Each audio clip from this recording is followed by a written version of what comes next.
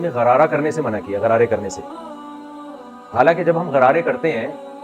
تو ضروری تو نہیں کہ پانی حلق میں چلا جائے، اکثر نہیں جاتا، بلکہ آپ احتیاط کے ساتھ اگر غرارہ کریں گے تو پانی نہیں جاتا حلق میں، لیکن پھر بھی منع کیا۔ کیوں؟ ٹوٹنے کا خطرہ ہوتا ہے، پانی کے حلق میں جانے کا خطرہ ہوتا ہے۔ اسی وجہ سے علماء منع کرتے ہیں کہ بھئی آپ روزے میں ٹوتھ پیسٹ نہ کریں، کیونکہ اس کا جھاگ ہوتا ہے بہت زیادہ، اس میں ایک جو ہے وہ کوانٹٹی بھی اس کی ایسی ہوتی ہے کہ وہ اس کو روکنا بعض دفعہ مشکل ہو جاتا ہے، اس کی چھینٹیں حلق کے اندر چلی جاتی ہیں، اس سے روزہ ٹوٹ جائے گا۔ تو روزے کو بچانے کے لیے، ٹوٹنے سے بچانے کے لیے یہ فتویٰ دیا جاتا ہے کہ ٹوتھ پیسٹ کرنا مکروہ ہے، ناپسندیدہ ہے روزے کی حالت میں، اور ضرورت بھی نہیں ہے مسواک کریں، اس بہانے سے مسواک کی سنت بھی زندہ ہو جائے گی۔ تو سحری کرنے کے بعد آپ ایک دفعہ برش کر لیں اور رات کو سونے سے پہلے کر لیں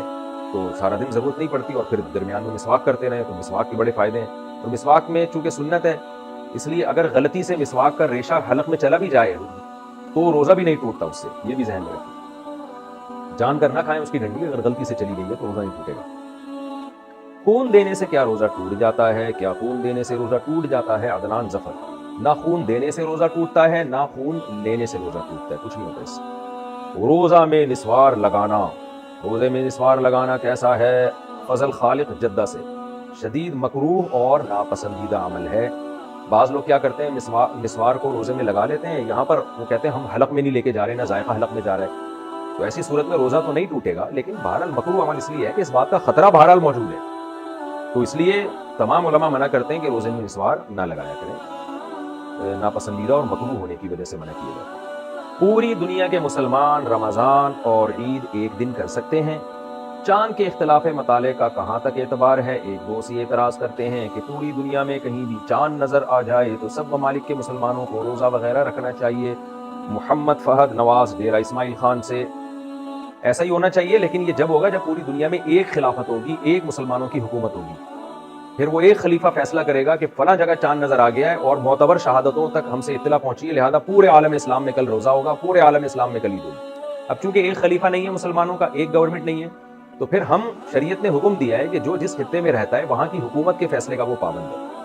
تو سعودی عرب میں سعودی گورنمنٹ کے فیصلے کے پابند ہیں آپ، پاکستان میں پاکستانی گورنمنٹ کے، ملیشیا میں ملیشیا کی گورنمنٹ کے فیصلے کے پابند ہیں، اور جہاں اسلامی حکومت نہیں ہے تو وہاں مسلمانوں کو چاہیے کوئی کمیٹی بنائے جو چاند دیکھنے کا اعتبار کرے، کیونکہ اصل میں جو حدیث میں آتا ہے صوموا لرؤیتہ وافطروا لرؤیتہ، صحیح حدیث ہے، چاند دیکھ کے روزہ رکھو، چاند دیکھ کے افطار کرو۔ ظاہر ساری دنیا تو نہیں چاند دیکھے گی نا، ایک مخصوص متعین افراد ہوں گے جو نامزد ہوں گے،